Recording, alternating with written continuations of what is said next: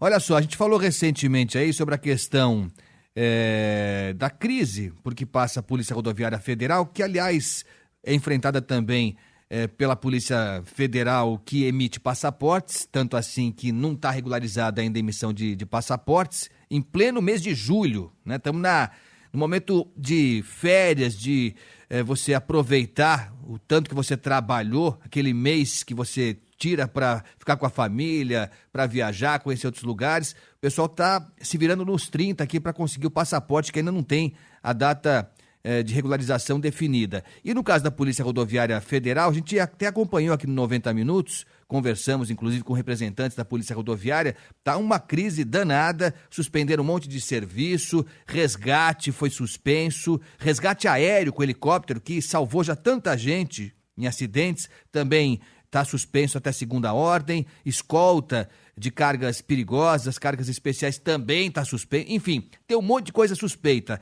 E desde que isso aconteceu, desde que a Polícia Rodoviária Federal anunciou essa crise toda, a gente começou a receber reclamações da Atena, Naneri e ouvintes, de pessoas que circulam por rodovias, principalmente caminhoneiros, dizendo que, coincidentemente ou não, começaram a aumentar os números de multas aplicadas contra caminhoneiros. E que tipo de multa? Multa para caminhoneiro, para quem circula com pequenos caminhões, não grandes caminhões, pequenos caminhões, caminhonetes, na verdade, Sei. e que não teriam que passar por balança, né, fazer a pesagem obrigatória, eles começaram a ser multados por não parar na balança, o que, a princípio, não é obrigação dele, como motorista de caminhonete. Então, o que se está verificando aqui, Datena, é que parece que, para compensar essa falta de dinheiro, de arrecadação, estão tentando arrancar de quem sempre paga o pato, que é o contribuinte com as multas. Isso é Estrada Federal, o que é? Estrada Federal.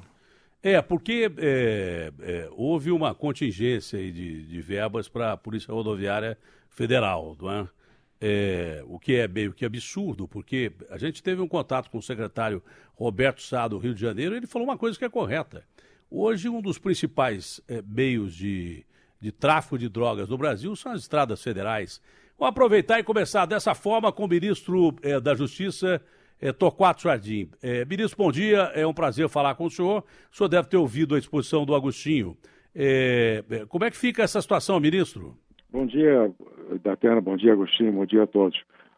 Todo governo federal passa por um imenso contingenciamento de verba. Vocês conhecem melhor do que eu a extensão da crise econômica e a queda da arrecadação. Então é preciso, na verdade, um exercício de muita criatividade para você contingenciar, realocar a verba. Fazer menos obra, fazer menos pintura de parede, né? Viajar menos, gastar menos diária e realocar o dinheiro para continuar fazendo as operações que são necessárias. Dentre as muitas operações necessárias, aquelas que forem mais urgentes. No caso da Polícia Rodoviária Federal, que o Agostinho reportou muito bem, a concentração é Rio de Janeiro, numa escalada de um programa piloto de segurança pública. O Rio de Janeiro é o primeiro. Então, uma concentração, 380 agentes da Polícia Rodoviária Federal que estão bloqueando as estradas federais de acesso ao Rio de Janeiro nos últimos 10 dias, mais ou menos, e já uma sensível diminuição do roubo de carga. Então, com o escasso recurso público, nós temos segurança pública, nós temos Bolsa Família, nós temos Bolsa Escola, nós temos saúde, educação, o volume de serviços sociais demandados é muito grande. E você sabe, Datena, que um dos traços complexos da administração pública com a nova Constituição é que 90% da arrecadação federal já está vinculada a fundos e temas. Mas o governo tem menos de 10% da arrecadação para fazer suprimento extra onde haja demanda extra. Óbvio, reconhecemos a demanda extra, porém, estamos vinculados à Constituição. Mas em termos de Polícia Rodoviária Federal, estão sendo feitas operações opcionais mais relevantes. Rio de Janeiro não foi afetado. Há outros casos por aí, pelo Brasil que estão acontecendo, foram reportados aí pelo Agostinho, que eu desconheço. Isso são detalhes de operação da Polícia Rodoviária. Eu posso até buscar informação e saber para eventualmente responder. É importante, porque o sujeito é multado sem saber. Então tem que avisar que a partir de agora o sujeito vai ser multado se não passar pela balança, né? Eu não sabia que caminhonete também, eu não tenho caminhonete, mas se eu tivesse caminhonete eu seria multado com certeza. Isso aí vai ser corrigido, não, ministro? Isso aí tem que ser investigado, né? Que nós só temos a notícia do dono da caminhonete, não sabemos o porquê da interceptação, né? Preciso conhecer o outro lado do processo. Ok.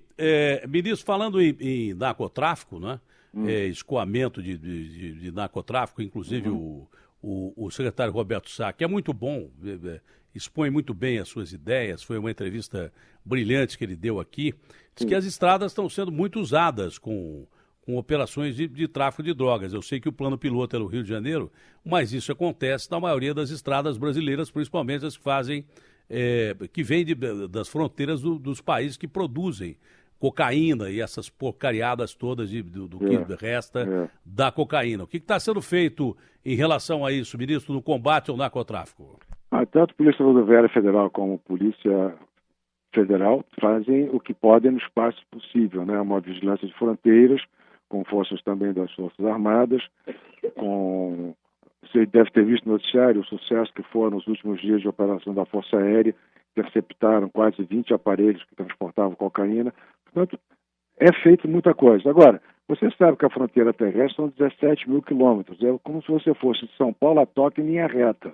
São 17 mil quilômetros. Então, o programa que nós estamos começando aqui no Ministério, eu chamei de Segurança Pública, a Tecnologia e Integração.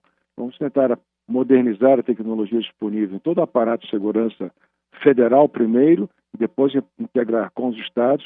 E o que nós precisamos na fronteira terrestre é satélite, drones, uma linguagem operacional que permita que Polícia Rodoviária, Polícia Federal, Forças Armadas, Polícias Estaduais, Civil e Militar falem entre si permanentemente para compartilhar o esforço de repressão e controle das fronteiras. Essa é a razão, uma das razões da minha ida hoje à noite para os Estados Unidos, justamente para buscar, onde já há acordo brasileiro com agências especializadas de lá, expandir as oportunidades de usufruir da tecnologia que já está disponível. Expandir a tecnologia. Isso foi feito na Colômbia, né? Isso foi feito na Colômbia com apoio não só militar, como de inteligência, como também do DEA, que ajudou muito a Colômbia a combater o tráfico de drogas. Só que a gente que era corredor de drogas, exatamente para os Estados Unidos e Europa, virou um grande consumidor. Então seria importante realmente esse contato com as autoridades americanas. Já vou perguntar da sua visita a Washington. Hoje tem uma entrevista muito importante do presidente do Sindicato dos Agentes Penitenciários Federais no Paraná, no site UOL, não é? No site UOL, está lá no site UOL, que ele diz que os presídios federais não quebraram o comando das facções. O que significa isso? O que já é sabido, que pelo o contato que os presos têm com visitas íntimas, já havia com questão de advogados também, uma grande rede de advogados foi colocada na cadeia aqui em São Paulo, 24, inclusive aquela Luana Dom, que era repórter de TV, e daí por diante. O que significa essa entrevista desse presidente do Sindicato dos Agentes Penitenciários, ministro, e também quais são as medidas que está se tomando para que os presídios federais cumpram o seu papel, os presídios de isolamento, chamado RDD, isolamento máximo, cumpra o seu papel, o presídio cumpra o seu papel de isolar realmente o preso sem que as ordens venham de dentro da cadeia. Eu não li a entrevista a que você se refere, de maneira que É muito boa no UOL, depois eu vou dar uma olhada. saber logo em seguida, vou dar uma olhada, obrigado. O que os agentes penitenciários pedem, e tem razão, é óbvio, é que haja um sistema de mais segurança à sua atividade. Eles são constantemente ameaçados de morte. É uma tragédia. 2 foram executados recentemente. É uma tragédia que a gente já tem que chorar por dentro e por fora. E eu estendo às famílias a minha mais absoluta tristeza, compartilho a tristeza e a solidariedade possível. Agora, as visitas estão proibidas principalmente por isso. Mas há um limite, há um limite de segurança. A visita é no parlatório, frente a frente, mas não há contato físico, conversam, inclusive com o advogado, para não atrapalhar a defesa. As visitas de advogado, que eram 2 vezes por semana, passaram a ser diárias, a 5 vezes por semana. Mas por esses dias ela vai ter que ser suspensa. É um acréscimo de risco para a agente penitenciário. Mas agora no dia 28, é o segundo prazo, não é? Que é humanamente impossível você impedir, não é? Que não haja essa visita íntima. Na verdade, impedi-la permanentemente é incitar mais revolta, gera violência.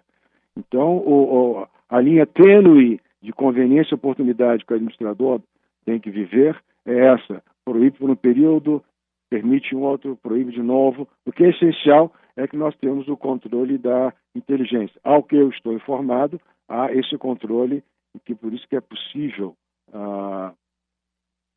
impedir que haja essa reação. Enfim, é preciso conviver com essa realidade da necessidade da visita íntima em contraste com uma necessidade mais imperiosa de segurança pública. Alguém está informando alguma coisa importante sobre isso, o senhor quer atender a pessoa? Eu percebo que acontece comigo. Quando eu estou falando e alguém começa a falar comigo, a gente começa a raciocinar um pouco mais lentamente. Deve ser alguém que está entrando em contato com o senhor. É importante, o senhor quer que eu retome a entrevista daqui a pouco? Passaram um bilhete aqui, eu já mandei adiante, desculpa. Entendi. Não, porque podia ser coisa importante. Você está com o radar ligadíssimo ainda, Tena. Não, é porque eu funciono assim também. Muda a voz, assim, né? Muda o tom da voz. O cara fala assim, você dá umas gaguejadas de vez em quando. Quando eu dou uma gaguejada, porque tem alguém falando comigo, eu estou prestando atenção na pessoa e tentando terminar meu raciocínio. É isso aí. Mas, ministro, o motivo da sua visita a Washington qual é? E vai estar lá o Janot também, que toda hora está acusando o Temer. Será que vai ter um debate lá? Parece que é um congresso, enfim. Qual é o motivo da sua visita real lá e qual é a sua preocupação? E também, obviamente, do governo em relação a essa primeira denúncia do Temer e as que estão por vir aí, ministro? O motivo da viagem, como antecipei, é expandir os acordos de cooperação que já existem com a Polícia Federal, Polícia Rodoviária Federal, estendê-los à Secretaria de Segurança Pública, não é? Nesse aparato de segurança, que um dos eixos de trabalho do Ministério, que eu chamei Segurança Pública, Tecnologia e Integração, é justamente colocar todos conversando entre si, essas agências que eu falei, com os parceiros internacionais. Quando você pensa nos 4 principais crimes que nós temos que lutar, eles são todos transnacionais, internacionais. Droga, arma, colarinho branco, né, crime financeiro e tráfico de pessoas. Tudo isso você já descreveu há pouco, passa pela fronteira. Houve a redução da produção de maconha na Colômbia, aquele processo de paz que você se referiu, o DEA ajudou. O que aconteceu? O cultivo desceu para o Peru e para a Bolívia. Então, na verdade, produz-se mais maconha hoje na América do Sul, de melhor qualidade, com potencial agressivo maior, porque é o mercado que está aí. Então, para reduzir esse espaço, nós já participamos recentemente de operações na Bolívia e no Peru, com o nosso pessoal especializado, para destruir usinas de produção de laboratórios de produção de cocaína, a erradicação de plantio de maconha. Nós estamos atuando. A parceria é grande. Nós temos que expandir tecnologia, drone controlado por satélite, fotografias de satélite. Temos que ter uma força policial operacional, civil e militar, né, uma força de choque, identificado a invasão, entre aspas, de narcotráfico numa região, chegar rapidamente uma tropa de ação que recolhe, né, tirar fotografia e chegar 10 dias depois, não tem nem impressão digital mais. Então, é esse esforço de integrar a tecnologia, a Força Aérea, Exército, Fuzileiro Naval, Polícia Federal, Polícia Rodoviária Federal, Polícia Militar e Civil dos Estados, nós todos temos que falar uma mesma linguagem, em parceria com os policiais dos países vizinhos. Até que no segundo passo será estender aos países vizinhos o convite para que venham ao Brasil com o seu pessoal, serem treinados aqui para também usarem a mesma tecnologia. É o que eu ia perguntar, só transferência de tecnologia ou há a possibilidade de, como aconteceu na Colômbia, agentes americanos atuarem em território nacional ao lado de polícia brasileira? Pode eventualmente ocorrer isso, mas a capacitação brasileira, em geral, é suficiente com a tecnologia e a inteligência e informação. O essencial da TN é a informação. Quem vai executar é consequência. Nós temos gente no Brasil que conhece bem a fronteira e dá capacidade a essa ação. Ministro, nós tivemos aí o lançamento de um satélite brasileiro que é fundamental em todos os sentidos. Esse satélite também está sendo usado na segurança, é claro. Sim, utilização também em segurança.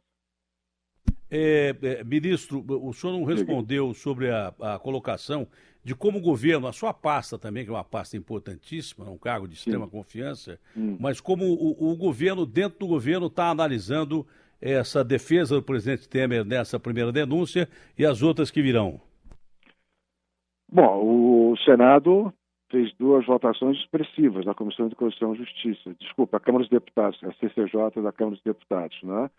Rejeitou o parecer do relator e aprovou um novo parecer. Agora é o plenário. Agora no plenário, eu vou chamar a atenção para um fato que muitos não se deram conta. Quem tem que colocar 432 deputados no plenário para votar contra o presidente é a oposição. Eu não sei por que a mídia está cobrando do presidente que coloque quórum. Não. O presidente tem um bloco fechado com ele de 262 deputados. Isto é muito mais que 1/3. Logo, a oposição jamais terá 2/3. Então, na verdade, virou um joguinho da oposição. Não interessa a ninguém, muito menos ao Brasil. Ela não dá quórum, porque ela não pode dar quórum, ela não tem gente para dar quórum e vai perder. Então, a equação está invertida. Quem tem que colocar 432 no plenário é a oposição. O governo está tranquilo com o seu bloco de 262 e entra em plenário a qualquer hora. Mas ele não é suficiente com 262 para dar o quórum regimental de 432. Mas ele está tranquilo. A administração continua. Veja, foi aprovada a reforma trabalhista, não é? Os projetos continuam sendo... A administração continua funcionando. Não tem nada parando a seleção de atividades prioritárias em função da disponibilidade orçamentária, mas continua tudo acontecendo. O senhor é Falo uma tanto de pessoa governabilidade, mas você conhece melhor do que eu toda a lista de 10 ou 12 medidas importantes que foram aprovadas no Congresso nos últimos 14 meses. O senhor entende muito de política e dizem que Eu não. os entendidos, eu não entendo, eu também não entendo muito não, mas dizem os entendidos que uma aprovação rápida, indo ao plenário mais rapidamente antes do recesso, teria sido melhor para o Temer. O senhor vê dessa forma ou não? Para o presidente teria sido melhor, sim, mas muito mais importante, teria sido melhor para o Brasil. Nós vamos pensar em Brasil, não neste governo, vamos pensar no Brasil. É o nosso grande engajamento, o seu de toda a vida, reconhecidamente. Então, pensar no Brasil, vamos acabar com essa história, com essa boataria, porque jogar contra é jogar contra todo mundo. Né? Porque cada um torce para um time, muito bem, mas você não vai ficar jogando petardos e bolas e pedras contra a torcida adversária, não é? Principalmente quando você é minoritário. Não é? Então, na verdade, você tem uma minoria ativista dentro do Congresso que não consegue 432 e que joga pedra o tempo todo. Agora, quem que ganha com isso? Quem que ganha? Os investidores ficam preocupados. Você lê os relatórios internacionais, você certamente o faz, e vê as entrevistas dos investidores estrangeiros preocupados, criando um delta X aí, uma variante a mais de risco Brasil, totalmente desnecessária. Não é? Então, quanto mais cedo votar, sim. Se tivesse sido possível votar antes do recesso, melhor ainda. Não foi. Você sabe que a política não é exercício do ideal, é o exercício do possível. Então vamos tratar de fazer a votação, se Deus quiser, tão logo possível em agosto. Eu acho interessante essa sua colocação, porque eu estou pensando num ataque particular aqui, que eu meti o pau outro dia no diretor de jornalismo da Globo, eu acho um péssimo profissional esse diretor de jornalismo da Globo, e agora o Grupo Extra, que é do Grupo Globo, tem sempre lá uma noticinha, Datena é processado por fulano de tal, que não era. A primeira notícia era mentirosa, eu devo processar o jornal. A Datena tem um processo, eu falei, meu amigo, eu tenho, em 15 anos de processo, devo ter 40 processos, o que é muito pouco. E a maioria de bandidos, nós citamos agora aqui, que o Agostinho disse que tinha um diretor do horto florestal, que vendia truta do lago. Chegou na hora lá, a secretária falou, não, ele vendia mesmo. Aí o juiz falou assim, acho que é melhor o senhor encerrar por aqui, senão o senhor sai preso. Né? Teve uma outra mulher que ajudou o sujeito matar a sogra, né? Aí eu chamei a mulher de assassina. Aí o juiz perguntou, o senhor chamou? Eu falei, sim, senhor, chamei. O que ela é? Ela ajudou o namorado a matar, e daí por diante. Então, quando você começa a mexer no vespeiro, vem pau de todo lado. Isso é uma coisa natural. Eu tenho orgulho de ser processado por esse monte de vagabundo que me processa. Aliás, continue, entrem na lista aí. Olha, existe uma preocupação, ministro, em relação à Lava Jato. Todo mundo pergunta isso ao senhor. A Lava Jato corre risco do seu ponto de vista ou não? Nenhum. Ela está completamente blindada, ela é um ganho civilizatório. Ninguém jamais fez nesse governo coisa alguma para prejudicar a Lava Jato. O que tem sido falado ultimamente, e você empresário sabe disso, a Lava Jato hoje em Brasília é maior que Curitiba. Lava Jato está em 16 estados, Brasília, São Paulo, Rio de Janeiro. Até Vitória, onde foram 2 veteraníssimos e super competentes delegados da Polícia Federal, veteraníssimos de Curitiba, Depois de 3 anos, Tatiana, nesse tipo de trabalho, 12, 14 horas por dia, os caras são esgotados.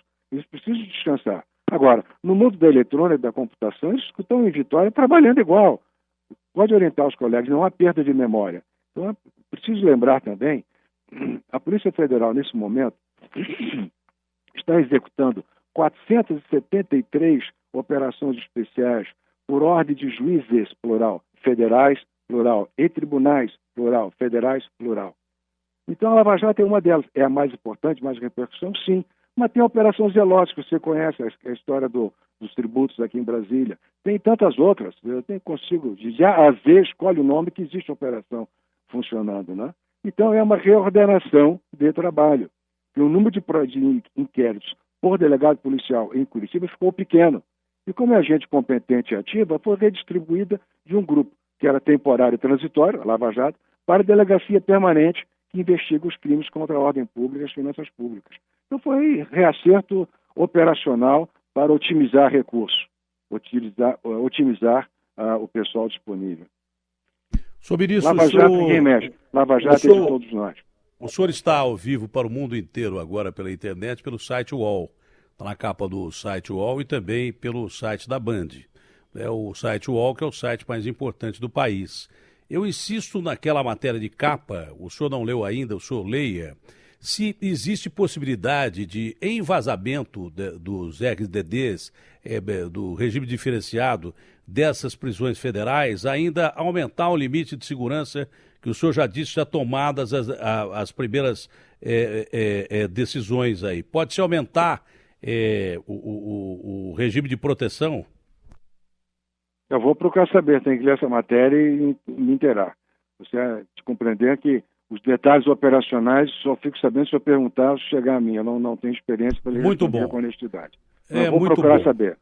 É difícil a autoridade que fica falando sobre o que não leu ainda. É importante o senhor ler e depois passar uma posição. É importante. A matéria é boa.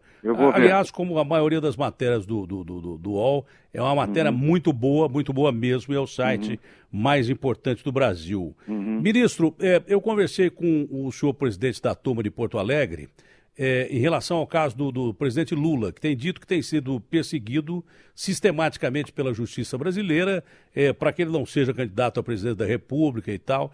E o senhor ministro lá de Porto Alegre disse que, olha, da Atena, nós examinamos 700 casos da Lava Jato. Eu fiquei surpreso que não sabia que era tanto assim. E que, na maioria desses casos, houve uma condenação igual ou, às vezes, superior ao que acontece na decisão em primeira instância do juiz Moro. Como é que o senhor vê o caso específico do ex-presidente Lula, que alega estar sendo perseguido pela justiça? Bom, qualquer réu condenado tem direito minimamente a espernear, né? O chamado jus esperneandi. Espernear, reclamar, dizer o que é da emoção individual. Agora, nós, com a sua função e a minha, nós temos que olhar tecnicamente. Não é? É uma sentença sóbria, bem fundamentado, como são as sentenças do juiz Moro, do juiz Valisney, do juiz Bretas, dos juízes federais todos que estão trabalhando na Operação Lava Jato. Que, eventualmente, haja uma ponderação diversa em segunda instância, isso também é da rotina do Poder Judiciário. Nenhum juiz fica desprestigiado porque sua sentença foi modificada no todo ou em parte, ou reformada ou não. Isso faz parte. A decisão do Tribunal de Segunda Instância também vai ser revista pelo Superior Tribunal de Justiça, que pode modificá-la no todo ou em parte. De maneira, essa tradição de apelação e recurso é essencial à democracia. E temos que acompanhar o resultado final. Né? Se houver a confirmação da sentença, ainda que variando a pena, em segunda instância, o Lula ficará inelegível para qualquer cargo eletivo no próximo ano, não é? E nos 8 anos subsequentes. Então, é um processo normal. É claro, é um ex-presidente da República, isso é um diferencial imenso, mas se você pegar estatisticamente, do ponto de vista estatístico, histórico, o que está acontecendo com o presidente Lula é absolutamente normal, não é nenhum ponto fora da curva, até quando diz ponto fora da curva, seria uma curva diferente, não é? Mas é absolutamente normal. São milhares de brasileiros que já passaram pelo mesmíssimo tipo de processo. Ministro, como última colocação, eu acho que é importante, última colocação minha, depois se o senhor quiser colocar mais alguma coisa, às vezes a pergunta mais importante não foi feita, o entrevistado pode colocar. Mas em relação a pontos fundamentais que nós temos na justiça brasileira, não é? Principalmente no aspecto da segurança interna, segurança pública interna. Até outro dia, cronologicamente falando, não faz muito tempo, o Rio de Janeiro era a capital federal da República. Hoje nós vivemos no Rio de Janeiro uma situação que representa um micro-universo do Brasil. Força Nacional foi deslocada até lá, operação de segurança nas estradas do Rio de Janeiro. Não tem dado certo até agora. Infelizmente, a violência está crescendo no Rio de Janeiro. Hoje, de novo, tiroteio, gente morrendo com bala perdida quase todo dia. Hoje, de novo, tiroteio na linha vermelha.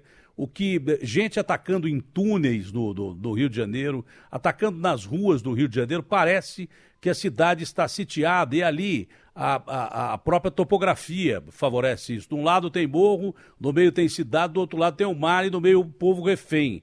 O senhor ministro da Defesa, o Jungmann, disse aqui, Datena, no Rio de Janeiro, 1 milhão de pessoas, as que estão nas comunidades, essas pessoas não respondem à lei do Estado brasileiro, elas respondem à lei de traficantes.